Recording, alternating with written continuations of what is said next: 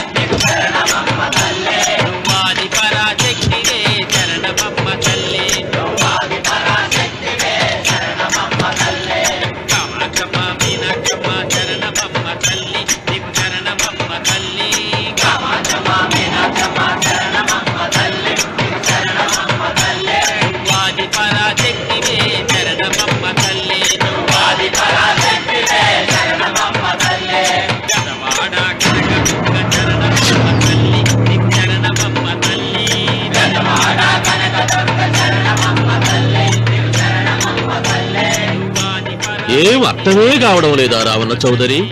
నువ్వు చదివింది ఒక్కాకు తమలపాకు, నేను చదివింది 10 ఆకులు విస్తరాకు. నీకీ భూమి సిక్కనే కూడదు. సిక్కకుంటే నువ్వేం చేస్తావో నాకు తెలుసు. సుబ్బారాయుడికి చూపినట్టు తాళిబొట్టు చూపించి గబ్బు లేపుతావు, లేకుంటే ఫైల్ వారికి చేసినట్టు ఎముకల్లోకి సున్నం లేకుండా పిండి లేపుతావు. అదానికి నేనే ముందుగా కొట్టిన గాయం ఏడ ఉందో తెలియని కముకు దెబ్బ. 30 ఎకరాల భూమి నిత్యాన్నదానం కోసం అమ్మవారి దేవాలయానికి రాసేసిన ఈ దేశంలో నేను పోయేదానికి యాకోర్టు లేదు. అదానికి దేవుని కోర్టుకు రాసినా నువ్వు వాటికి రాలేవు. నా 30 ఎకరాలు నాకు దక్కకున్నా పర్వాలేదు, నీకు దక్కకూడదు. నా పొలం ఆక్రమించుకుందామన్న అహంతో పొగరుతో ఇంటికొచ్చినావు. తల దించుకొని ఎనికి దారి పట్టాలి. నీకీ భూమిలో చారుడు మట్టి గుడక దొరకదు రావణ చౌదరి. కావాలనుకుంటే గుప్పెడు బుద్ధ దొరుకుతాది. అది గుడక వాళ్ళ మధ్యలో కూర్చొని తింటే ఎట్లుండోది నా దెబ్బ.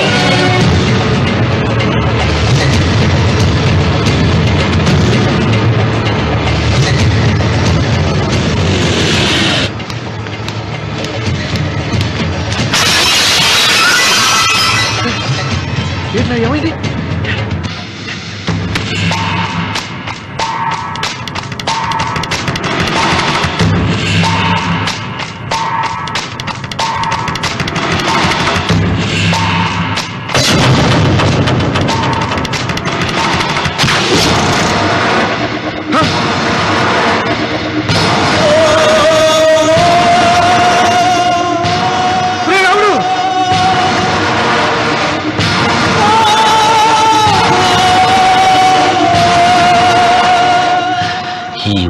ఇంకా రక్తం ఉండగానే, ఈ ఊపిరి ఇంకా పీలుస్తూ ఉండగానే, ఈ గుండె ఇంకా కొట్టుకుంటూ ఉండగానే ఓటమి నా వీపు తట్టింది. ఈ రక్తం మొత్తం ఒంట్లోంచి పోవాలి.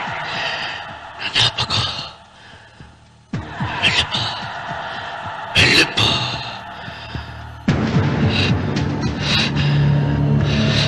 అమ్మా సీతారత్న, అబ్బాయిరా పెళ్లికి వెళ్ళారండి. అయ్యో రే, నువ్వు వెళ్ళి డాక్టర్ తీసుకురా. అయ్యో నీ బుర్రే బుర్రా.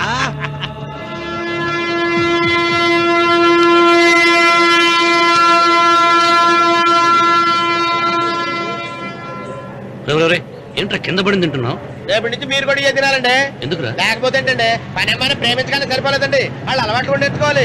అందుకని రేపటి నుంచి చికెన్ నేను తింటాను, జొన్న రొట్టె కొట్టుగా మీరు తినండి. ప్రేమకు పెదరికం అంటారు. ఆ అమ్మాయి కోసం నా ప్రాణాయమే ఇస్తాను. పని మనిషిని ప్రేమించావా? అమ్మా నీ దండం పెడతానే, పని మనిషిని కలుపుకులా తీసేయద్దు. ఆ అమ్మాయి నాకు ఇష్టమమ్మా. అమ్మగారు ప్రతి పెళ్లికి అబ్బాయి గారు తీసుకెళ్ళి వాళ్ళ ఎత్తి అక్షంతలు వేయించడమే కానీ ఆయన నెత్తి మీద అక్షంతలు ఎప్పుడు ఇస్తారండి? అసలు ముద్దుపోయిన బెడకాయలో తయారవుతున్నాడు. అబ్బే, నేనండి.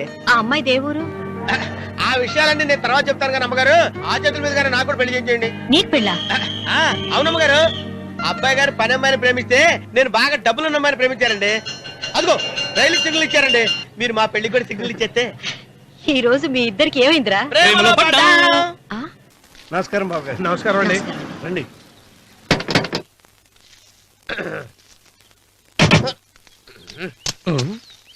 ఏంట్రా అన్నవరం పూజిచ్చి నిలబడ్డావు? అరటిగా లోపల తీసుకురా. నేను తీసుకురానండి. ఏ నన్ను తీసుకెళ్ళమంటావా? మీరు తీసుకెళ్తారో చేత లోపల పెట్టుకుంటారు, మీ ఇష్టం. ఏమైందిరా నీకు? ఏమైందంటారేంటండి? లోపల నా గుండెలకు వచ్చిన ఎంకం ఉందండి. అది నన్ను ఎంత మోసం తెచ్చిందో తెలుసా అండి? అయ్యో, ఆ విషయం నేనే మర్చిపోయాను. ఒరే అన్నవరం, తమరు మాత్రం వెంకమ్మను మోసం చేయలే? నేనే మోసం చేశానమ్మా. అదేనమ్మా, 100 ఎకరాల పొలం ఉంది, 200 ఎకరాల పొలం ఉంది అని చెప్పావు కదా. అందుకని నోరు మూసుకుని లోపలికొచ్చి వెంకమ్మ నాకంటే ముందు నువ్వు పెళ్లి చేసుకో. ఆ తర్వాత రుక్మిణి నేను పెళ్లి చేసుకుంటా. అరటిగా తీసుకురా. నేను రాను. మీరని చెప్పినా నేను రాను. రావా? రాను. అయితే రామన్న చౌదరి గారికి చెబుతా. అమ్మా, వద్దు వద్దయ్యో. అమ్మా, తీసుకురా. నమస్కారం అండి.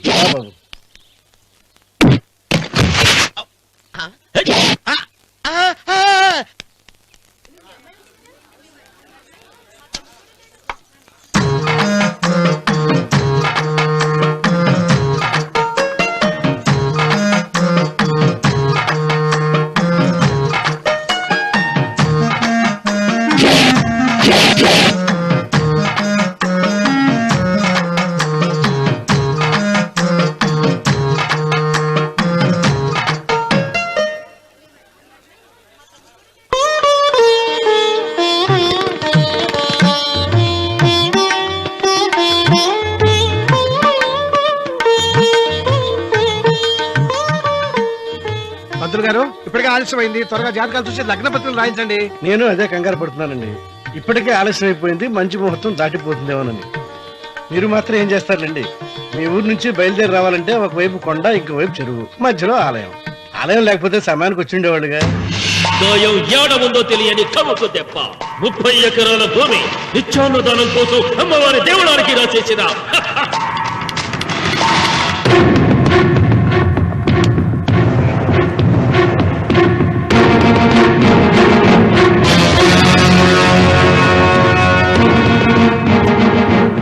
బావగారు ఏదో ఆలోచిస్తున్నారు.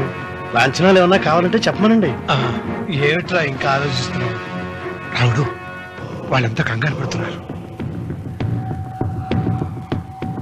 శుభం.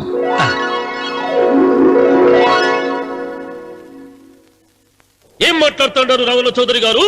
ఆలయం కూలగొట్టించి రొట్టేయించాలా?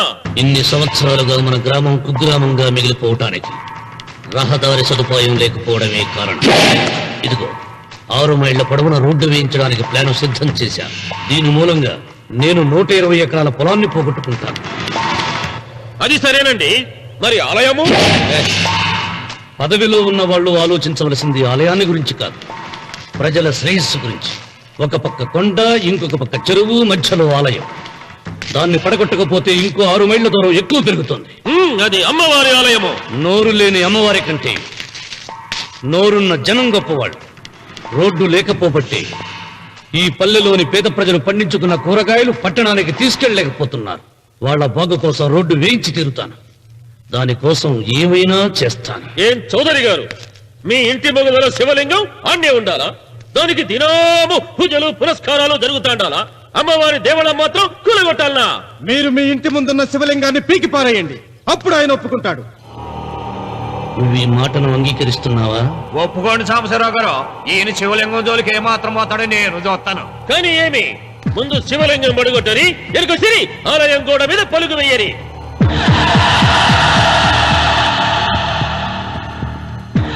ముందుకేసిన అడుగు వెనక్కి తీసి అలవాటు ఈ రామన్నకు లేదు. నేను మడమ తిప్పను. మీరు మాట తప్పితే మరణ హోమమే.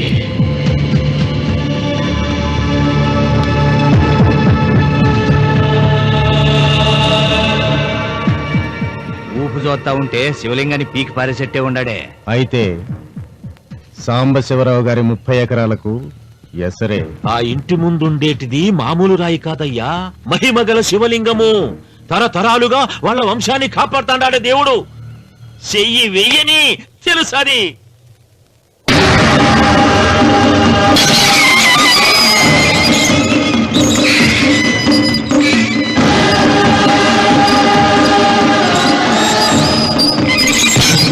త్వరగా పైన శుభ్రం చెయ్యి.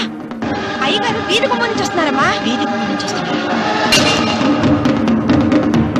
ఏయ్, ఆ నల్లరాయిని పెకిలించండి.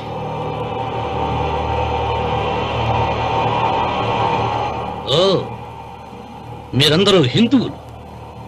మీకు కళ్ళు పోతాయి, మీ జీవితాలు కుళ్ళిపోతాయి అన్నారు. అయ్యా, ముస్లిం అయినా హిందూ అయినా దేవుడు దేవుడే. నేను ఈ పాపం చేయలేను. పాపం? దేవుడి ముందు చేతులు కట్టుకుని నిలబడటమే శాపం రా. నేనే పెకలిస్తాను.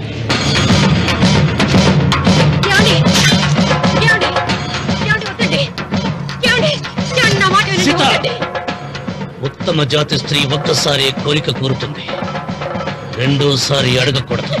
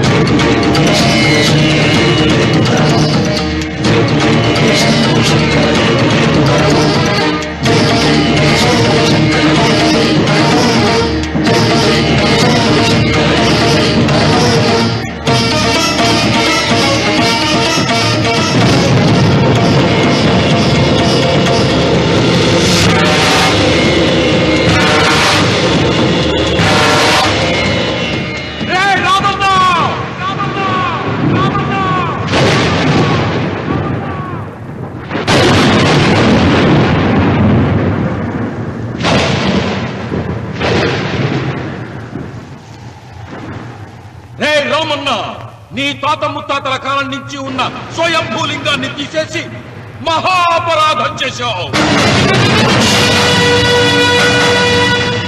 ఏ ఈశ్వరుడు నీ కుటుంబాన్ని వంశాన్ని 3 కళ్ళతో చల్లగా చూస్తున్నాడో ఆ శివుడికి నువ్వు కోపం తెప్పించావు.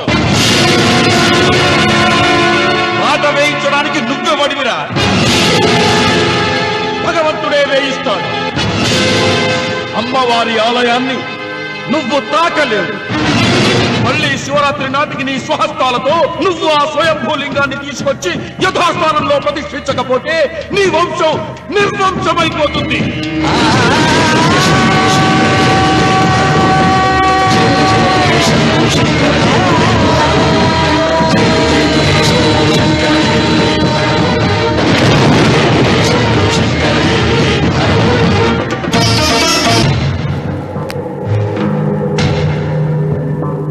శివలింగాన్ని మీకు చెరులో మారేశాడు. ఇంకా గుడి మీద కూడా వస్తాడు. ఎక్కడొస్తాడు? జటాధర స్వామి శపించాడు కదా, జారిపోయి ఉంటాడు. రామున్న మొండివాడు పాపారావు. శాపాలకు తాపాలకు లొంగిటోడు కాదు, వస్తాడు. అతను వచ్చే లోపే పొలం ఆక్రమించుకోకుండా దేవళం కూలగొట్టకుండా ఏదో ఆలోచించాలా.